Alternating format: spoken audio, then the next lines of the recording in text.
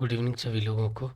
हम लोग light philosophy के कुछ क्वेश्चन पढ़ रहे थे, तो उसी के अंतर्गत कुछ क्वेश्चन और देखने का प्रयास करेंगे। आप लोग अपना कमेंट ज़रूर बताया करिए, उससे थोड़ा सा सहूलियत होती है हमें कि आप लोगों को समझ में आ रहा है कि नहीं, और वीडियो को लाइक और शेयर ज़रूर करें। जैसे पहला क्वेश्चन है कि which among the following is treated to fourth as a fourth estate. तो देखिए इसमें क्या है, जुडिशरी, मीडिया, लेजिस्लेचर, गवर्नमेंट। देखिए तो मीडिया है इसका करेक्ट आंसर है। मीडिया को लोकतंत्र का चौथा फोर्थ स्तंभ स्तंभ के रूप में जाना जाता है, तो इसलिए इसका करेक्ट आंसर क्या हो जाएगा, वह बी हो जाएगा। नेक्स्ट क्वेश्चन है कि 23 विच among the following is not a core principle of media ethics. यानी मीडिया एथिक्स का मूल सिद्धांत इसमें से नहीं है। Truth and accuracy, independency, impartiality और डी सब्जेक्टिविटी। तो हम देखते हैं कि जो ये 23 का आंसर है, तो वो मीडिया इथिक्स में सब्जेक्टिविटी को काउंट नहीं किया जाता है, जबकि ट्रूथ एक्यूरेसी काउंट किया जाता है, स्वतंत्र इंडिपेंडेंस है, इम्पार्शियलिटी की किसी तरह का भेद ना हो, ये चीज़ें काउंट किया जाता है, लेकिन डी को काउंट नहीं किया जाता है। तो ये मीडिया इथिक्स के दो क्वेश्चन आपको पढ़ने को मिले। नेक्स्ट क्वेश्चन है 24 the greatest happiness of greatest numbers is motto. तो ये इसको तो सभी लोग जानते हैं कि यह उपयोगितावाद का क्वेश्चन है। उपयोगितावाद ये वेस्टर्न फिलॉसफी में इथिक्स का पार्ट है, जिसके अंतर्गत तीन दार्शनिक आते हैं। पहला दार्शनिक है बेंथम, दूसरे हैं मील और तीसरे हैं सिजिविक। ठीक है, तो इसमें है, इसका करेक्ट आंसर क्या हो जाएगा, ए हो जाएगा। ठीक है, तो नेक्स्ट क्वेश्चन इसी तरीके से देखते हैं कि one right to information act is pass of India. India में आरटीआई कब आई। ठीक है, ये सारा का सारा मीडिया इथिक्स के तरफ से क्वेश्चन दिया गया है। तो देखिए ये आया है 2005 में। 2005 में मनमोहन सिंह की सरकार थी, माननीय मनमोहन सिंह की सरकार थी। ठीक है, यह सामान्यतः आरटीआई किसी प्रकार की जानकारी निकालने के लिए होती है, लेकिन जानकारी 3-4 क्षेत्रों में नहीं दी जाती है। यदि जिसमें देश की सुरक्षा का मामला हो, दूसरा यदि कोई प्राइवेसी का डेटा हो, उसको नहीं दिया जाता है। तीसरा जो हार्मफुल चीज़ें हैं उसमें नहीं दिया जाता है। बाकी चीज़ों में, बेसिक चीज़ों के लिए आरटीआई के तहत हम डेटा ले सकते हैं। तो इसलिए करेक्ट आंसर क्या है, डी है।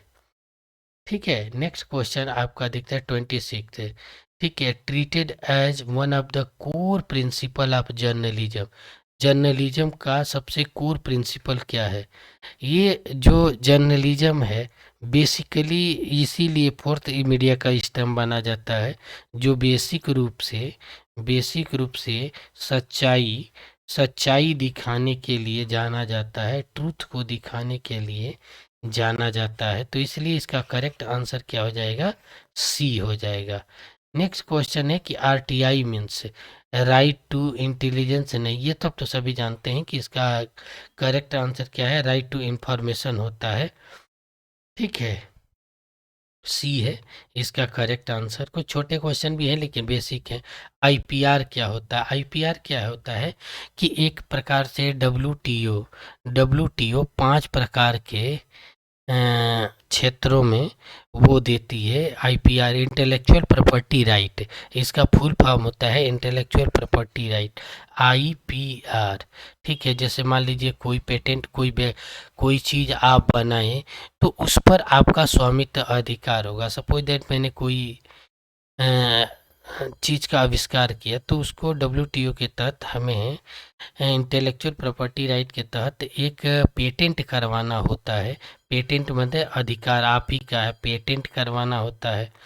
उसकी तरह जीआई होता है, जोग्राफिकल ये इंडिकेशन, जैसे बासमती चावल, ठीक है, भारत का है, ये चीज़ें हैं। कहीं का आम है, ठीक है, कहीं का मुजफ्फरपुर की लीची, ये सारा का सारा जीआई टैग में आता है। तो यही इसी का पार्ट है जो डब्ल्यूटीओ के द्वारा भी किया जाता है। इसलिए इसका करेक्ट आंसर क्या हो जाएगा, ये हो जाएगा। ठीक है। 29 है कि the practice of taking someone else work और idea to claim one what is called intellectual threat, cyber threat, pilgrims hacking. इसमें से कौन सा जाना जाता है?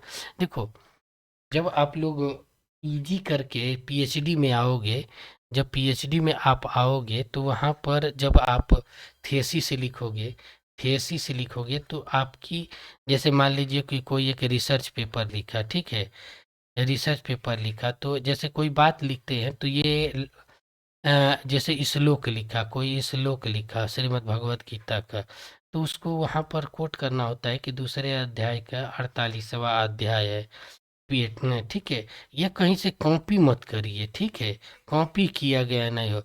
90% लोग क्या कर रहे हैं कि नेट का ज़माना है, नेट से कॉपी करके दे देते हैं। तो इस समय ऐसे ऐसे सॉफ्टवेयर हैं कि आपको दे देते हैं कि कितना परसेंट आपका कॉपीराइट है। यदि 10% से अधिक कॉपीराइट पाया गया, आपकी पिलग्रिम्स मैच कर गई, तो आपकी थेसिस को बैंड कर दिया जाता है, ठीक है। भारत की जितनी थेसिस है वह शोध गंगा एक वेबसाइट है, जितनी थेसिस अब तक की हैं सब इस पर मिल जाएगी। तो आप लोग इस यहाँ पर देख सकते हैं सीखने के पॉइंट ऑफ व्यू से। मान लीजिए कि आपको सिनॉप्सिस लिखना है, ये मिल जाएगी। आपको चैप्टर लिखना है, उसमें बुक्स नहीं कि कौन कौन से ले, तो आप बुक्स का रेफरेंस यहाँ से ले सकते हैं और पढ़ सकते हैं। तो ये बहुत ही अच्छा है। इसका करेक्ट आंसर क्या हो जाएगा, सी है, ठीक है। नेक्स्ट है कि in media culture builds trust confidence, यानी किस चीज़ पर मीडिया कल्चर डिपेंड करती है, ठीक है। तो इस पे है कि sensational reporting, subjective reporting, impartial reporting या पार्शियल रिपोर्टिंग। इसमें से कौन सा ऐसा है कि देखो, सभी चाहते हैं कि इम्पार्शियल कोई भी हो तो किसी चीज़ों से, किसी सरकार से जुड़ा हुआ न हो। जिस तरीके से इस समय चल रहा है कि 90% जो चैनल हो गए हैं, जिसे आप लोग गोदी मीडिया क्या नाम देते हैं, कहते हैं, वो चीज़ें हैं, ठीक है, कुछ इस तरीके से। तो हाँ, मीडिया का इथिक्स मेन रूप से आपको निष्पक्ष जांच पर आधारित दिखाई पड़ती है, और निष्पक्ष जांच करने के लिए हमें न्यूट्रल होकर हर चीज़ों का मूल्यांकन करना होगा। इसलिए इसका करेक्ट आंसर क्या हो जाएगा, सी हो जाएगा। 131 है कि deals the specific ethical principle and standards of media ethics में कौन सी चीज़ें स्पेसिफिकली दी जाती है? Practical ethics, applied ethics, journalist ethics, media ethics. यहाँ से ध्यान से देखें, नाम में ही इसका काम दिखाई पड़ रहा है। मीडिया से रिलेटेड इथिकल वैल्यू के प्रिंसिपल को क्या कहेंगे, मीडिया इथिक्स। और उसके बाद जर्नलिस्ट के इथिक्स को जर्नलिस्ट इथिक्स, मेडिकल साइंस के क्या कहेंगे, मेडिकल इथिक्स, ठीक है। तो इसलिए इसका करेक्ट आंसर क्या हो जाएगा, डी हो जाएगा। नेक्स्ट क्वेश्चन देखते हैं 132 is considered as a principle of media ethic bias, subjectivity, accountability, popularity. 90% आज जो गोदी मीडिया कहते हैं वो किसके पीछे भाग रहे हैं, पॉपुलैरिटी के ऊपर, वायरल होने के रूप में, ठीक है। जबकि मीडिया का काम ये नहीं है कि वायरल हो, वो एक आपकी जवाबदेहिता दिखी जाती है कि आप कितना परसेंट अकाउंटेबिलिटी अपनी सिद्ध करते हैं। इसलिए इसका करेक्ट आंसर क्या हो जाएगा, सी हो जाएगा, ठीक है। 133 है कि is consider as a one of the fundamental principle of journalism का फंडामेंटल प्रिंसिपल, मूलभूत प्रिंसिपल क्या होता है? ध्यान से देखेंगे, हमेशा जर्नलिज्म दो चीज़ों पर काम करता है, सत्य और उसकी एक्यूरेसी के ऊपर काम करता है, इसलिए इसका करेक्ट आंसर क्या हो जाएगा, ए हो जाएगा। नेक्स्ट क्वेश्चन है 134, treated as a principle, journalism का मूल आधार, मूल सिद्धांत क्या है, सिद्धांत क्या है।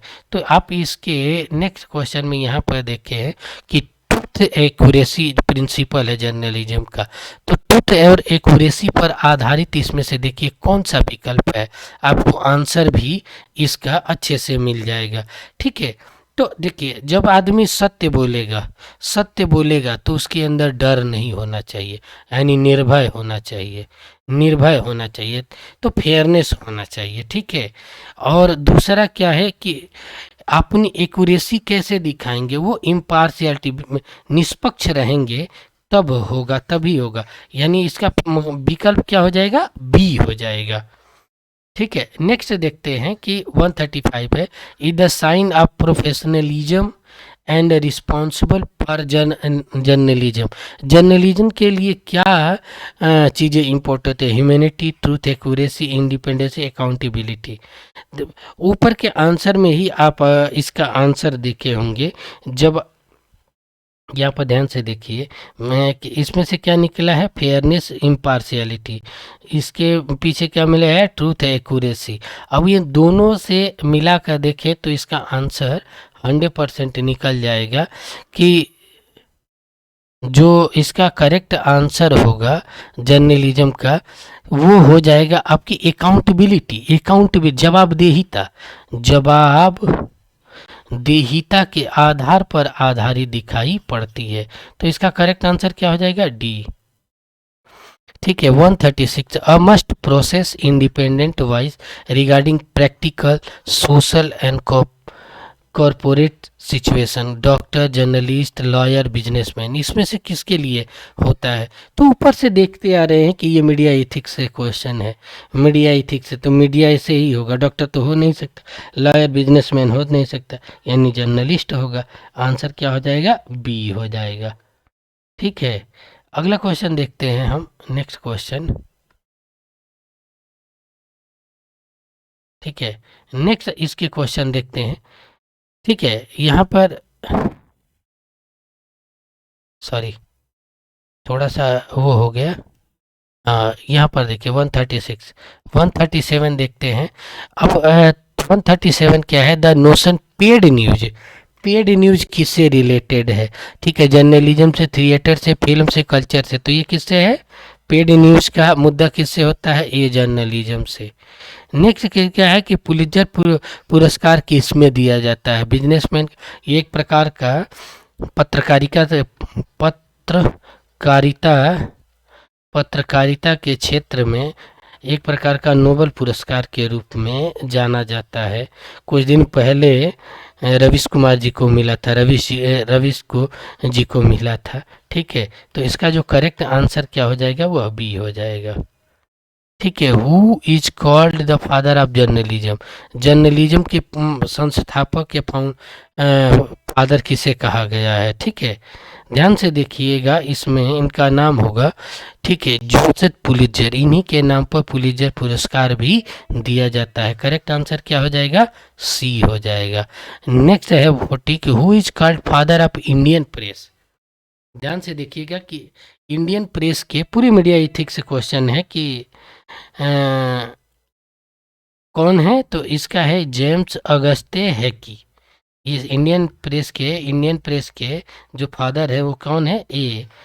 ठीक है, नेक्स्ट क्वेश्चन कि who started Bengal gazette, Bharat का पहला के रूप से एक पेपर के रूप में जाना जाता है, किसने किया था, जेम्स हैकी, एमेंडा, जोसेफ पुलित्जर, टैगोर। गुरुदेव का तो था ही नहीं, तो इन्होंने ही किया था, इन्होंने ही किया था इसको, और इन्हीं के नाम पर ये जो मीडिया इंडियन प्रेस का संस्थापक बने।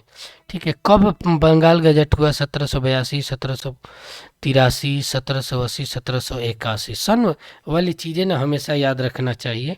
इसका जो करेक्ट आंसर है वह सी है। ठीक है, नेक्स्ट क्वेश्चन हम देखते हैं कि PCI का मेन फुल फॉर्म क्या होता है, ये चीज़ें हमें याद रखना होगा। ठीक है, PCI का फुल फॉर्म क्या होता है, तो ये होता है press council of India, press council of India.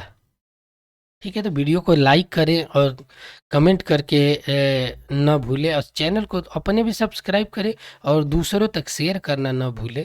ये फ्री की चीज़ें हैं, तो इसका क्या हो जाएगा, बी हो जाएगा। नेक्स्ट है कि पीसीआई वाज इस्टेब्लिश, पीसीआई कब बनी भारत में? ठीक है, 73 में, 78 में, 77 में, 75 में। देखिए पीसीआई ये बनी है 73 में, 1973 में पीसीआई का निर्माण हुआ। नेक्स्ट के कि who is the father of modern journalism. बहुत ही अच्छे क्वेश्चन है, आप आराम से इसको देखिए, पढ़ते जाइए, आपको मिल जाएगा। ये तो भारत के हैं, ठीक है, वाटर लिम्पमन, ये इसके संस्थापक हैं मॉडर्न इथिक्स, मॉडर्न जर्नलिज्म के।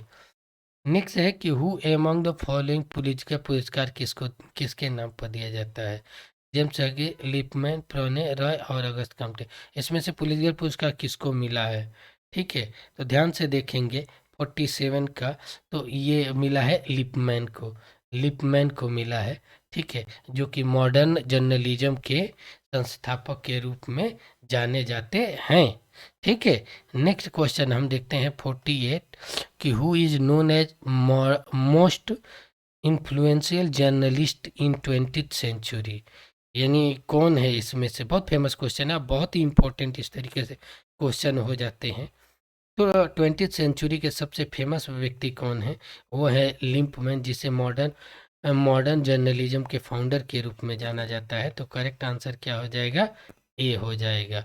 49 है कि is the business service profit making employ satisfaction resource allocation, इसमें से कौन सा है? तो देखो बिजनेस किस पे चलता है, डिमांड एंड सप्लाई पे। जितना डिमांड होगा उतना सप्लाई होगा, उतना क्या होगा, हमें प्रॉफिट होगा। तो प्रॉफिट मेन एम क्या है, मेन एम क्या है कि प्रॉफिट कमाना। ठीक है, तो इसका करेक्ट आंसर क्या हो जाएगा, बी। नेक्स्ट देखते हैं 150 की level of business ethics defines ethical behaviour and access effects of business on society, a company level, individual level, industry level या सोसाइटी लेवल, इसमें से कौन सा है? ध्यान से देखिएगा 150 का जो आंसर है वो होता है, वो काम करता है सोसाइटी लेवल पर। तो इसका करेक्ट आंसर क्या हो जाएगा, डी हो जाएगा। Next 151 the notion oxymoron is related to business ethics, media ethics, medical ethics और लीगल इथिक्स। तो ध्यान से देखिएगा कि जो हम लोग अभी डिस्कस किए हैं उसमें क्या है, बिजनेस इथिक्स से रिलेटेड है। तो इसलिए इसका करेक्ट आंसर क्या हो जाएगा, ए हो जाएगा। नेक्स्ट देखते हैं 52 की इन business ethics micro level deals with, micro level पर बिजनेस इथिक्स में क्या चीज़ें डील हो जाती है, कौन डील करता है? ऑर्गेनाइजेशन करता है, ठीक है, इंडिविजुअल ऑर्गेनाइजेशन करता है, इंस्ट्रक्शन करता है, मार्केट। इसका जो करेक्ट आंसर है क्या है, वो बी है। ठीक है, नेक्स्ट देखते हैं इन बिजनेस इथिक्स मीसो लेबल डील्स विथ मीस, ठीक है, ऑर्गेनाइजेशन इंडिविजुअल किस पे है? तो ध्यान से देखिएगा, इसका जो करेक्ट आंसर है वह है ऑर्गेनाइजेशन डील करती है। ये लास्ट क्वेश्चन है, आपसे रिक्वेस्ट है कि वीडियो को लाइक करें और चैनल को सब्सक्राइब जरूर करें, क्योंकि आपको फ्री में मिल रहा है। यही मैं पढ़ाता था पहले, तो फिलोसफी की बैच 10-10 हज़ार रुपये पे चलती थी। ठीक है, आप लोगों को ऑनलाइन में 10-10 हज़ार रुपये लेता था। अब फ्री है, इसका आनंद लीजिए और प्रैक्टिस कीजिए, कंसेप्ट पर ज़्यादा प्रैक्टिस कीजिए। और आगे कमेंट करना न भूलिए कि आपको किस पे और वीडियो चाहिए, क्योंकि अभी इस पे बहुत से हैं, आप लोग कमेंट नहीं करते हैं तो मुझे लगता है कि इंटरेस्ट नहीं है बच्चों को, इसलिए पढ़ाने में भी अच्छा नहीं लगता है। तो प्लीज़ कमेंट कीजिए और कमेंट करके बताइए कि सही है, गलत है, या क्या सुझाव देना चाहते हैं। तो इसी के साथ आप लोगों को बहुत बहुत धन्यवाद। Thank you so much.